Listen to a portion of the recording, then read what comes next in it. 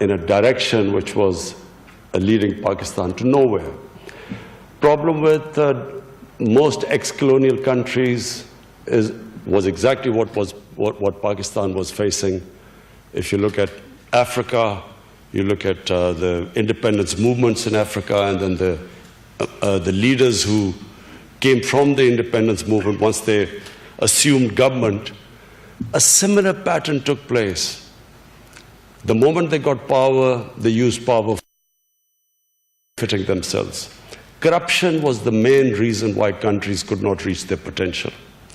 And Pakistan was exactly that country which in the 60s, while was taking off, from mid-80s onwards, it started going down because of corruption of the ruling elite. So when I formed my party in 1996, it was on an anti-corruption platform. And I campaigned for 15 years in the political wilderness talking about corruption, and could not make people understand the relevance, the relation between corruption and poverty. People could not relate the two. Somehow in ex-colonial countries, people thought taking money from the government was nothing wrong with it, because it was not your government. It was a foreign government which was ruling over you. So if you evaded taxes, there was, you were not doing anything wrong. And similarly, corruption. So I formed my party, as I said, in 1996. For 15 years, I had only a few people with me, and no one thought I had a chance.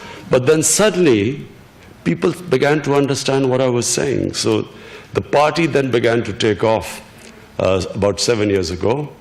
And in 2013, we formed government in one of the 4 provinces. And because of our performance in that one province,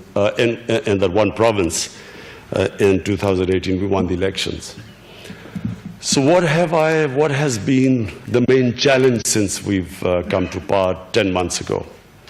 Number one challenge was inheriting a country which was bankrupt. We had the biggest current account and fiscal deficits. But worse, what corruption does is it's not just a question of bankrupting a country and money being laundered out of the country. What happens is the ruling elites,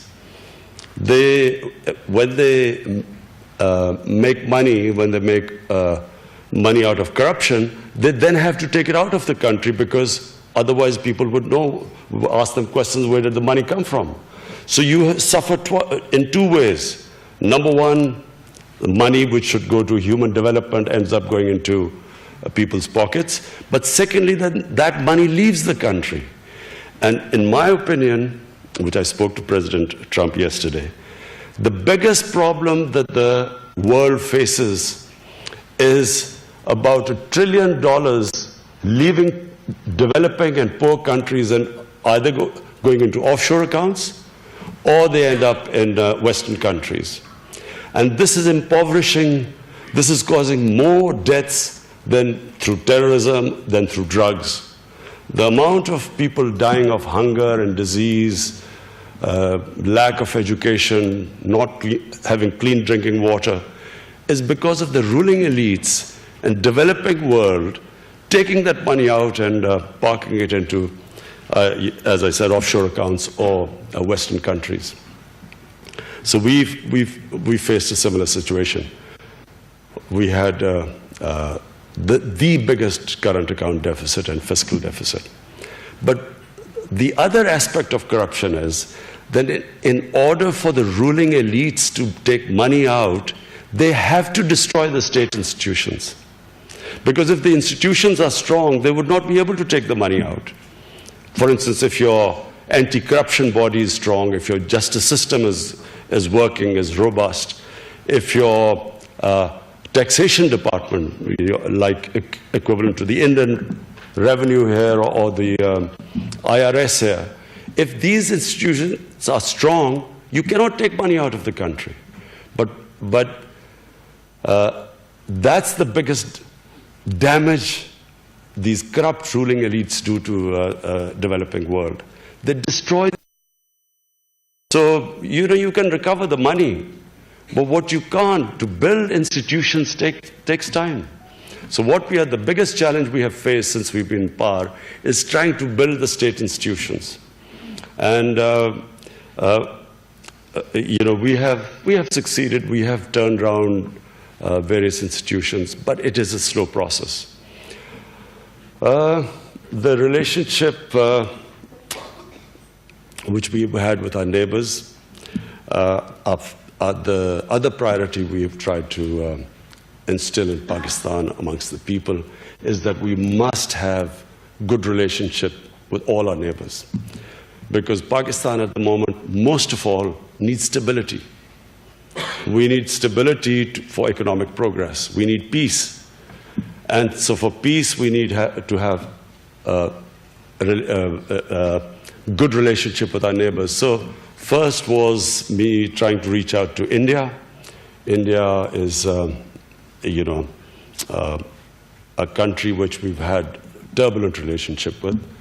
But unfortunately, because of one issue of Kashmir, whenever we have tried, whenever relationship has started to move in the right direction with India, some incident happens, and that's all related to Kashmir. We go back to square one. And so I reached out to my counterpart in India, the Indian Prime Minister, assured him that, you come one step towards us, we will go 2 steps towards you, because the biggest problem India and Pakistan face is poverty. And the best way we can reduce poverty is if we start trading with each other. The next was Afghanistan. We again have had a difficult relationship with Afghanistan. And so we have reached out. I have invited President Ghani to Pakistan. And, it's a sort of long story, but we are moving towards, fortunately, we are all moving towards the same direction. There's a convergence now in Pakistan, in the US, that there is no military solution in Afghanistan. So we are all working towards the peace process. Similarly with Iran, we've had sort of a decent relationship with Iran without, it's not really a warm relationship, but a decent relationship with them. So we reached out to all our neighbors. And the next is the US. US is a superpower. You have to have good relationship with the US, whether you like it or not. So I was a bit worried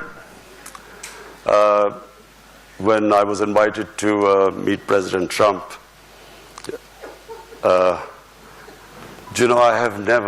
I've been in limelight, public life for 40 years. And sort of when I've gone to meet people who are famous or well-known or in power, you normally get advice that, what you should do, what questions you should ask when you meet them. But never in my life have I had so many suggestions before I was going to meet President Trump. Inundated. And I have to say that it was one of the most pleasant surprise, not just for me, for my delegation.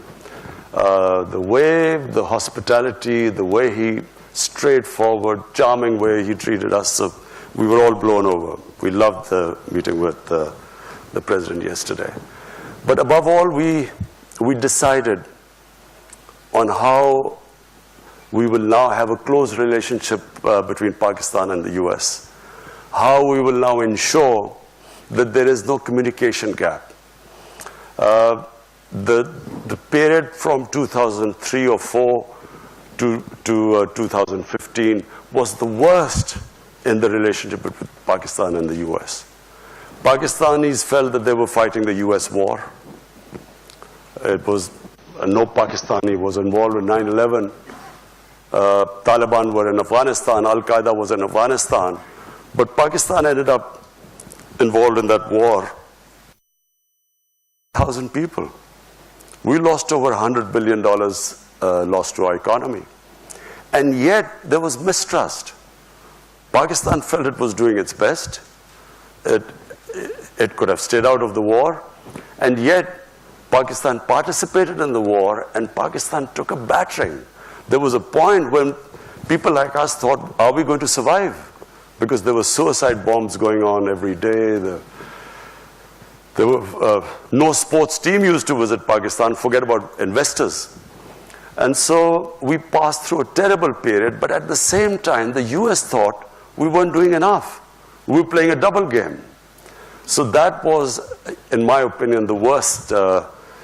It was the worst phase between the relationship between US and Pakistan. I was one of those, and I came here, I think in 2009, and I tried to explain to people here that there was no military solution in Afghanistan.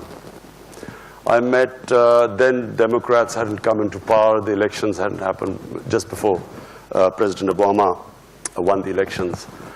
I tried to explain I had a meeting organized, there's Dr. Ikram here, he organized a meeting with Joe Biden, John Kerry, Harry Reid, towering figures of the Democratic Party. And I sat there and tried to explain to them the history of Afghanistan, of Pakistan's tribal area, and tried to explain to them that there will be no military solution. But I realized they had no idea. People in the US had no idea about the history of Afghanistan and the sort of conflict they had got involved in. And fortunately, this time, everyone knows, people understand. So why do I think that we will now have the very best of relationship with the US? Because we are all on the same page. Previously, Pakistan army was supposedly fighting for the US, this war on terror, but the US did not think we were doing enough. And in Pakistan, we thought we had gone out of our way. This time, the Pakistan state, our security forces, the United States, all of us are on the same page. That peace in Afghanistan can only take place through a political settlement, through dialogue. So we are all now working on getting the Taliban to talk to the Afghan government. They're already talking to the US. And we hope that this will eventually lead to a settlement. Not easy. It's not going to be easy because there's no centralized Taliban command. It's a devolved movement. But we feel that if we all work together, we feel this is the best chance of there to be peace in Afghanistan. Apart from that, domestically, just one final word before I take your questions. I've struggled these 23 years to get into power. Most of these, as I said, in wilderness, political wilderness. I was not fighting political parties. I felt I was fighting a mafia. And the Supreme Court of Pakistan, actually, when there was this famous court case where the Prime Minister was dismissed, actually called the ruling party a Sicilian mafia. And I say a mafia because this is not normal politics. Because the two ruling families had been in power off and on for 30 years. And when you are in power for 30 years, their penetration was right down in the bureaucracy, in the judiciary, in the election commission. They had enormous amounts of money. And so we won because we mobilized the people. We mobilized the youth of Pakistan. We were very fortunate that Pakistan has 60% of Pakistanis are below the age of 30. They became our big support. The young people rallied around us. And it was the biggest public movement in Pakistan in the last. And so we won despite having, coming up against big money, despite their penetration in media, the most vilification campaign, personal attacks, and despite that we won because of social media. This is the new. Had there been no social media, probably we would not have been able to beat the established parties. And since we have been in power, we are still up against the mafia.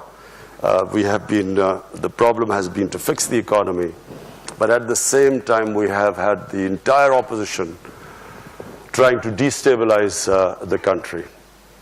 So that twice they have tried to create this uncertainty that there's been a run on the rupee. We almost had a run on the rupee because of them predicting that all fake news that IMF had told us that the rupee would go to a certain number. All wrong, but putting pressure on the economy all the time. Finally, I can say right now, after 10 months, we have finally stabilized the economy, and we feel now that after stabilizing the economy, we feel that we can now move ahead and start our reforms. Our reforms are very straightforward. We believe that real development is human development.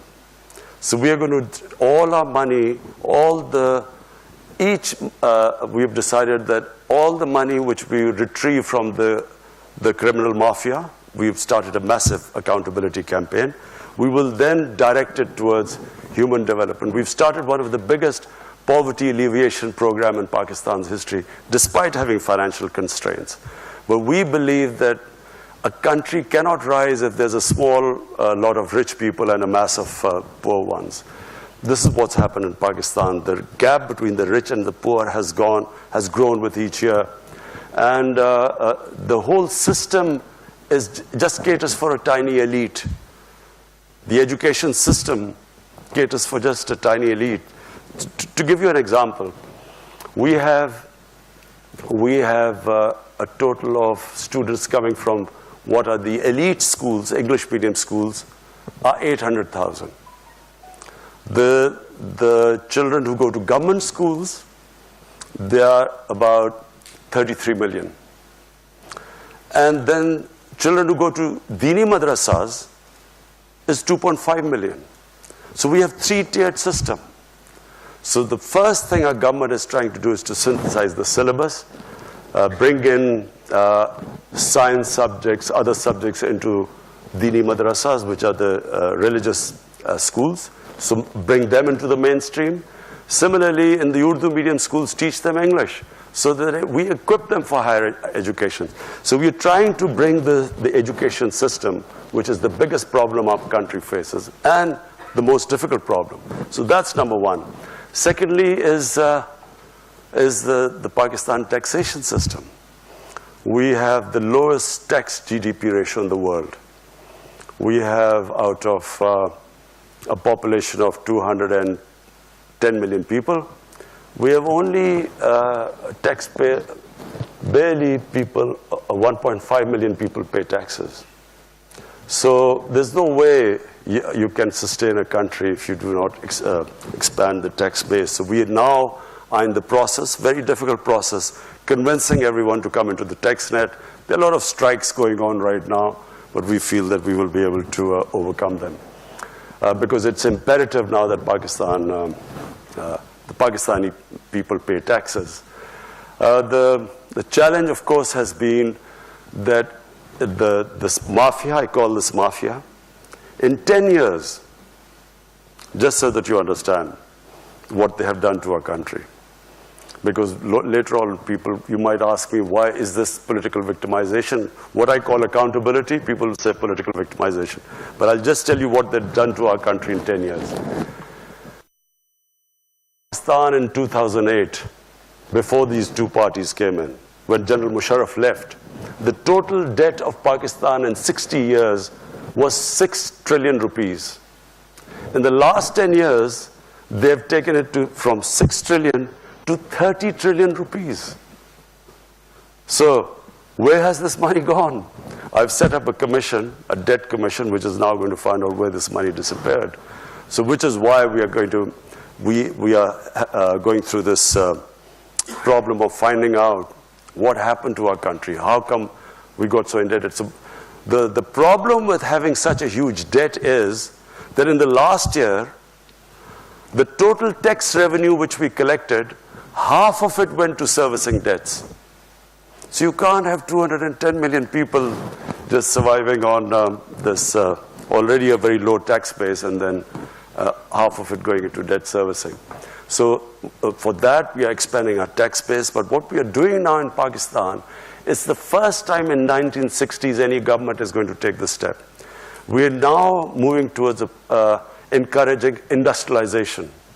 In 1960s, Pakistan's industrial production was equal to 4 Asian tigers' industrial production: Indonesia, Malaysia, Philippines, Thailand. The combined industrial production was equal to Pakistan's in 1960s.